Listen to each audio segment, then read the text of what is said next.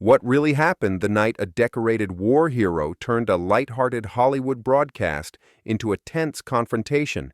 And how did Dean Martin respond in a way that stunned the nation?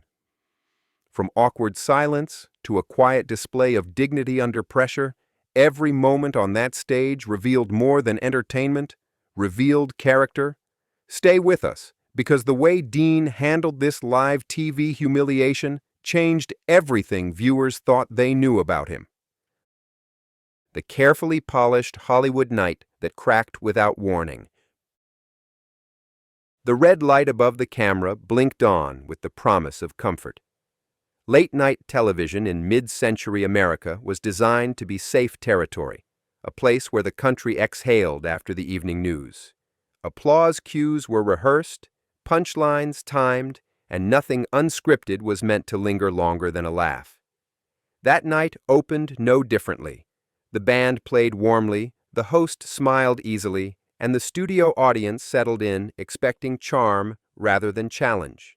Dean Martin stepped into that familiar glow as someone viewers felt they already knew. To millions, he was effortless confidence made human, a man who appeared untouched by strain. His reputation rested on ease, not intensity. Executives trusted him because he never disrupted the mood. Advertisers loved him because he embodied relaxation. He was not there to provoke thought or confront belief.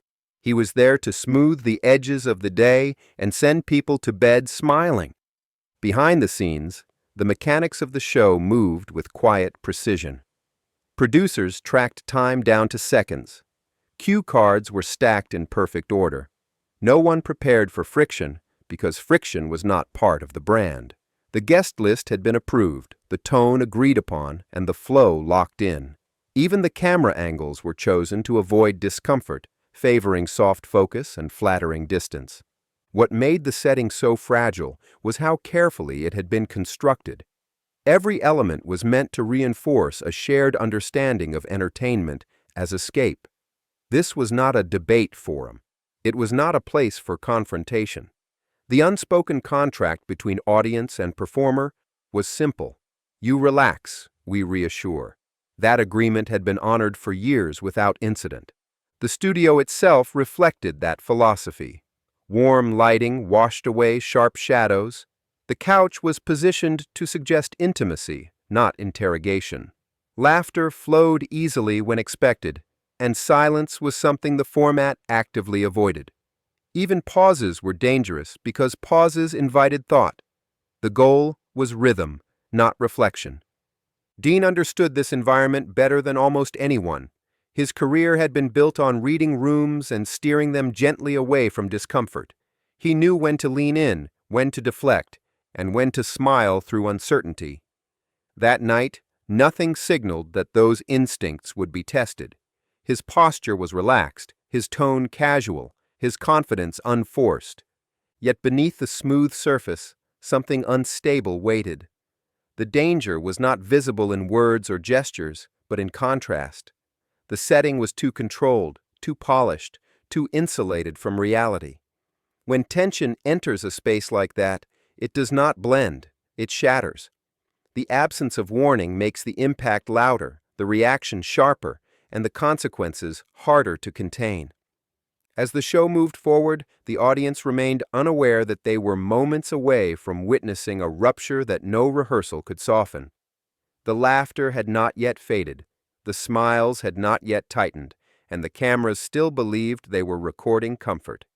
But how quickly can a room designed for ease turn into something far more dangerous?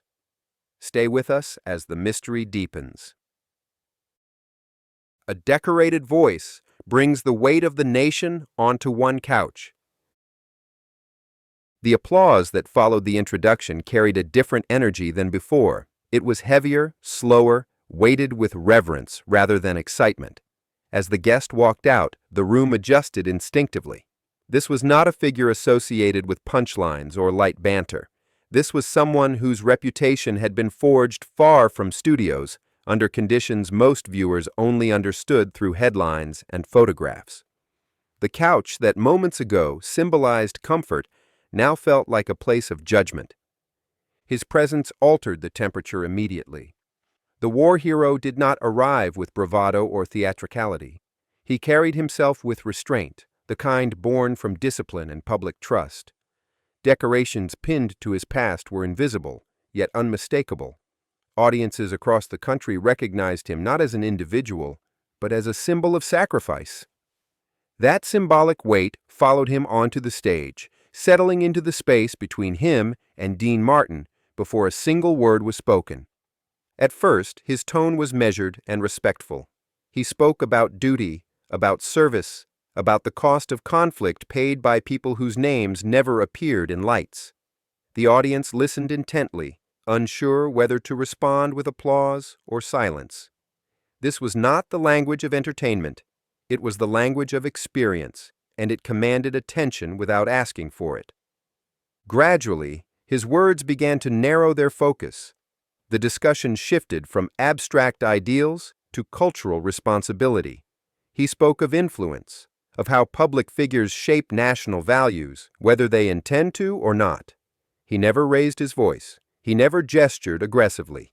Yet each sentence landed with increasing precision, carving out an argument that felt less like commentary and more like accusation. What made the moment so unsettling was the restraint. He did not mention Dean by name.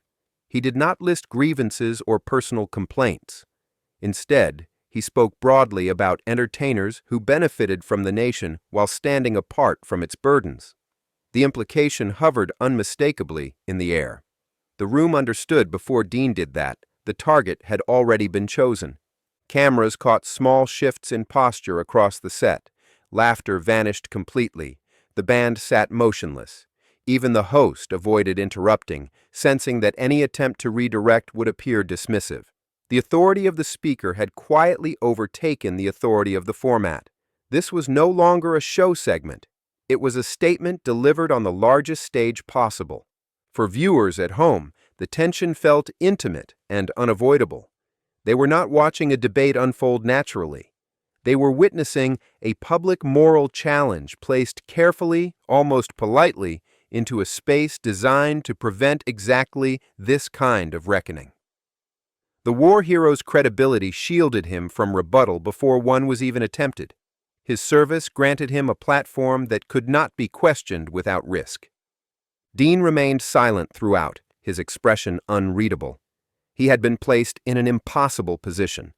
Responding too quickly would seem defensive. Remaining quiet would appear confirming. The accusation lingered without resolution, filling the room with an unease that no commercial break could erase. As the hero finished speaking, applause returned, but it was different now. It sounded obligatory, conflicted, uncertain of its own purpose. The stage belonged to him, but the burden had been placed squarely on Dean's shoulders. With the spotlight shifting and the room holding its breath, how could silence possibly remain an option?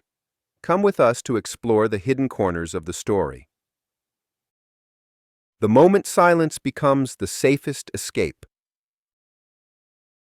The clapping dissolved in patches, awkward and unsure, until the silence that followed carried more weight than the noise before it. The studio lights stayed bright and unblinking, yet something essential in the room had slipped out of alignment. Dean Martin did not flinch. He wasn't rattled or exposed. He was measuring the moment, aware that on live television, timing was not just important, it was everything. And in that suspended second, the rhythm of the room rested entirely in his hands. Behind the cameras, movement erupted. Producers leaned toward headsets. Stage managers exchanged looks that required no explanation. This was the precise scenario rehearsals existed to prevent. A respected national figure had spoken with moral authority, and the format offered no clean rebuttal. The safest solution was already circulating quietly through the control room. End the segment. Fade to music. Protect the star. Dean was given the option without ceremony, a subtle cue, a commercial break ready to roll. He could exit the couch, return to the familiar armor of performance later, and allow the moment to pass unresolved. Many before him had done exactly that.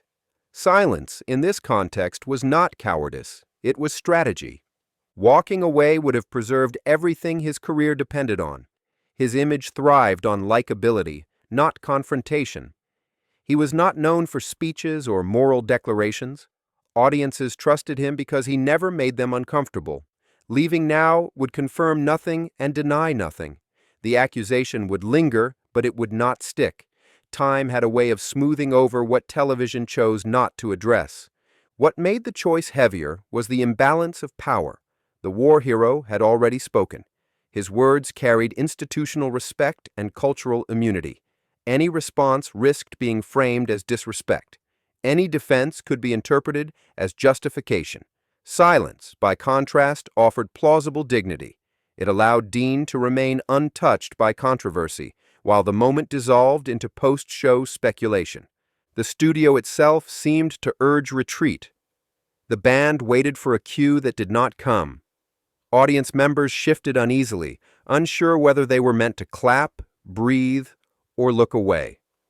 This was not the kind of pause viewers were trained to tolerate. Every second stretched the discomfort further, increasing pressure on everyone involved to restore normalcy. Dean understood this environment instinctively. He had spent decades sensing when rooms turned hostile, when laughter soured, when charm needed to redirect attention. He had always chosen the smoothest path forward. This time, that path was open and inviting. No one would blame him for taking it. Yet something else pressed in quietly. Leaving would end the moment, but it would also define it. The accusation would stand alone, unanswered, fossilized by silence. Dean would be remembered not for what he said, but for what he avoided. The absence of response would become the response. This was the decision no audience could see. It unfolded in seconds, invisible, but absolute. Protect the persona, or confront the implication. Preserve the career or risk reshaping it permanently. Live television allows no revisions, no clarifications, no second takes. As the clock ticked forward and the escape remained available, Dean faced the reality that silence might save him now, but follow him forever. Would walking away truly end the moment, or would it give the accusation its final authority? Stay here as the next twist unfolds. Dean Martin returns without humor and disarms the room. Instead of standing up and letting the break swallow the tension, Dean shifted forward. It was a small movement, almost unnoticeable, but it changed everything. The room, already unsteady, sensed that the expected escape was not coming. Cameras adjusted instinctively, unsure whether to treat this as continuation or interruption. What followed did not resemble performance in any familiar sense. The energy in the studio shifted from anticipation to intense curiosity. Even the crew behind the cameras seemed to hold their breath, waiting to see what Dean would do next. Every eye in the audience tracked him, sensing that the usual flow of entertainment had fractured, replaced by a moment that demanded attention. Dean did not smile. He did not reach for a joke to diffuse the moment. For an entertainer whose career had been built on charm, this absence was startling. His posture was calm, deliberate, and unprotected. Viewers who expected a clever pivot or polite deflection were met instead with restraint. The silence stretched again, but this time it was chosen. It was a quiet assertion, a subtle signal that this moment would not be manipulated or redirected for comfort. He began by acknowledging the weight of the moment, without reframing it. There was no attempt to redirect attention back to the show or soften the emotional gravity in the room. His voice was steady, lower than before, stripped of its usual musical ease. This was not the voice audiences associated with him, and that unfamiliarity demanded attention. Each measured word landed with gravity, leaving space for reflection rather than reaction. The audience felt the shift instinctively, realizing they were witnessing a performance of authenticity rather than entertainment. Rather than responding to the implied accusation, Dean focused on listening. He addressed the war hero directly, not as an adversary, but as someone whose experience carried legitimacy. He spoke of sacrifice in a way that made clear he was not competing for moral ground. There was no comparison, no hierarchy of hardship. He allowed the imbalance to remain intact, creating a tension that was both respectful and disarming. The room, which had braced for confrontation, now softened under the quiet authority of his presence. Each word, pause, and nod was deliberate, transforming the moment into something rare, reflection in the spotlight rather than performance. What unsettled the room was how little he said about himself. In moments like this, public figures often rush to explain, contextualize, or defend. Dean did none of that. He did not list charitable acts. He did not invoke private struggles or unseen contributions. He resisted the instinct to be understood on his own terms. The audience leaned in, confused by the lack of narrative structure. This was not an apology, but it was not a rebuttal either. It was something rarer on live television. It was presence without performance. Dean allowed the accusation to exist without absorbing it or rejecting it outright. In doing so, he removed its momentum. The war hero, who had spoken with such controlled certainty moments earlier, found himself without a clear opponent. The exchange no longer resembled confrontation. It had shifted into something quieter and more complex. Authority thrives on reaction. By refusing to provide one, Dean altered the dynamic without challenging it. Behind the scenes, producers watched in disbelief. This was not how these moments were meant to unfold. There were no escalation cues, no dramatic beats to manage. The absence of spectacle made the moment harder to contain. Silence, now shared rather than imposed, forced everyone to sit with the implications rather than rush past them. Viewers at home felt the shift instinctively. This was no longer about patriotism versus celebrity. It was about how individuals navigate moral expectations imposed by others.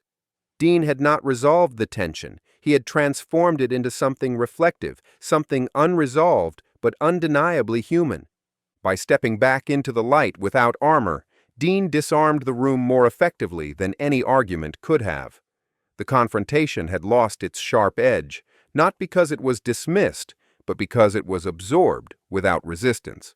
And in that absorption, something unexpected began to happen. As the exchange continued, it became clear that the balance of certainty was quietly moving. If restraint could alter power this deeply, what would happen when words finally followed? Stay with us into the truth that was never meant to surface. When respect replaces resistance and authority loses its edge. The shift did not arrive with a dramatic line or raised voice.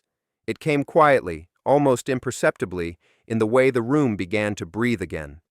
Dean's restraint had changed the tempo, and now the exchange could no longer continue on the same moral footing. The war hero, who moments earlier had spoken from a position of unquestioned authority, found himself responding rather than directing. Dean finally spoke with purpose, but not defense. His words did not circle back to the accusation itself.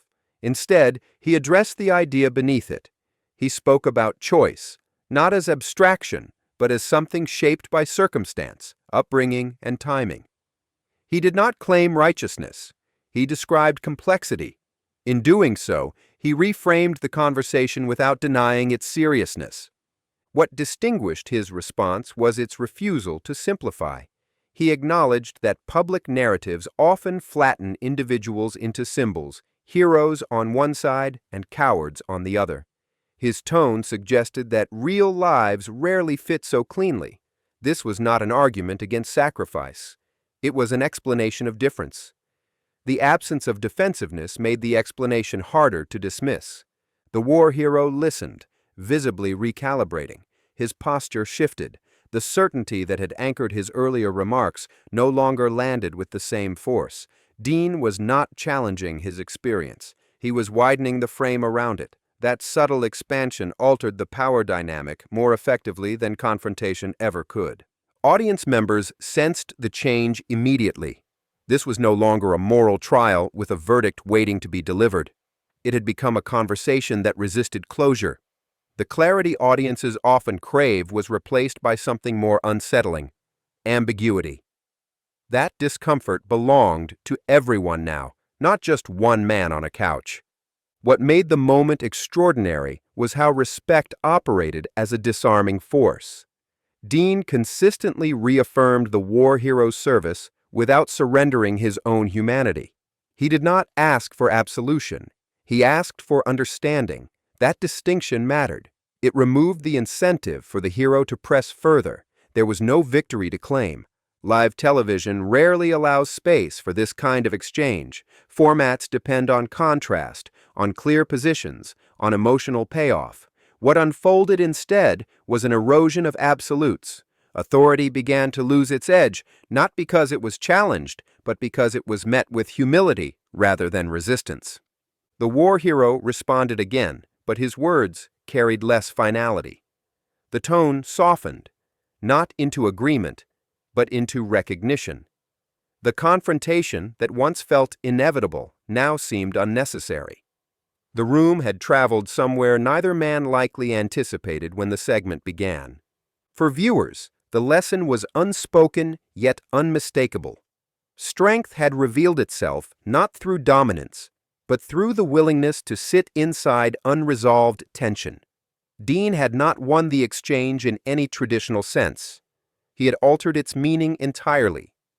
As the conversation wound down, it became clear that something irreversible had occurred. The accusation no longer defined the moment.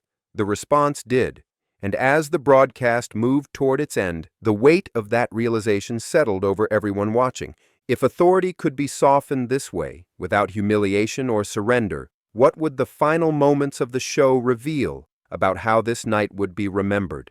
Let us take you where the story turns shocking. The broadcast that redefined strength in Hollywood. The final moments of the broadcast carried a weight that no one on set could have anticipated. The audience, both live and at home, had been led through an unplanned journey from laughter into tension, and now into a quiet reflection that few television programs dared attempt. The cameras lingered on Dean Martin, but the usual smile, the customary wink to the audience, never came. Instead, viewers saw a man who had chosen presence over performance, whose actions spoke louder than any scripted line ever could. Dean's calm composure became the defining image of the night. He had arrived as the embodiment of Hollywood charm, a figure designed to soothe rather than provoke. Yet he had emerged demonstrating a form of courage rarely captured on film. Without raising his voice or resorting to self-defense, he had confronted a moral weight that could have shattered lesser performers. The exchange had been subtle, almost invisible, but its impact resonated far beyond the studio walls. The war hero, decorated and commanding, had entered the stage as an unquestioned authority, yet by the end, he was no longer the sole bearer of moral weight. Dean's acknowledgement of service, coupled with his refusal to diminish himself or deflect, had shifted the dynamic. The confrontation transformed into a shared space where reflection replaced accusation. In that room, authority became nuanced, influence was mutual, and respect proved stronger than dominance. Production staff and crew, trained to manage every possible on-air scenario, were struck by how uncontainable the moment had become. This was not a sequence they could cut away from, a moment they could edit out or reshape. It was raw, unrepeatable, and completely dependent on human presence and judgment. Every reaction, the subtle nods, the pauses, the shifting gazes, contributed to a collective understanding that something rare was unfolding live before millions of viewers. Behind the scenes, producers realized that this night would not be measured by ratings alone. The usual metrics, laughs per minute, audience engagement, commercial placement, were irrelevant in the face of a scene defined by restraint, integrity, and tension resolved through character rather than spectacle. Dean had rewritten the expectations for what it meant to be strong on television. Humor, charm, and applause could no longer be the sole indicators of influence. Courage, dignity, and moral awareness now had a place on the stage. Even the audience's reaction underscored the transformation. No one left the seats abruptly. There was no forced laughter to punctuate awkward moments. The room held its breath in collective contemplation. Viewers at home sensed that they were witnessing something atypical, not a performance designed for entertainment alone, but a display of human awareness under pressure. The contrast between expectation and reality amplified the effect, leaving a lasting impression that could not be replicated in future broadcasts. In the immediate aftermath, commentators and journalists struggled to capture the nuance of the night. Headlines could describe the confrontation or the appearance of a war hero, but the deeper impact, the quiet strength, the shift in perception, the demonstration that humility and respect could overpower accusation, was subtler, harder to quantify, and far more enduring. Dean's career, already iconic, gained a new dimension. He was no longer just a symbol of charm and ease. He had become a model of measured courage and strategic integrity. The night reshaped how audiences understood power in a public context. Strength was no longer a matter of dominating a conversation or outshining an opponent. It was now about controlling one's own reactions, reframing tension, and converting potential humiliation into an opportunity for reflection. Dean's choice demonstrated that public figures could influence without aggression, inspire without theatrics, and command respect without self-promotion. By the time the broadcast ended, there was no triumph in the conventional sense. There was no laughter erupting on cue, no applause that could close a segment neatly. Instead, there was a profound stillness that lingered far beyond the studio. The viewers who witnessed it carried the weight of the night with them, unconsciously reassessing what it meant to be strong, admired, and human under the relentless scrutiny of the camera. In retrospect, the show became more than entertainment. It became a lesson in restraint, strategy, and quiet authority. Dean Martin had arrived to perform and entertain, yet he left having redefined an entire paradigm of strength on live television. The night meant to challenge him, instead revealed a deeper, enduring form of courage, one that Hollywood rarely celebrates, yet everyone watching recognized instinctively. Were you shocked by how Dean Martin's calm and measured response completely shifted the power in that live broadcast? Tell us which moment left you speechless and how it reshaped your view of Hollywood's strength.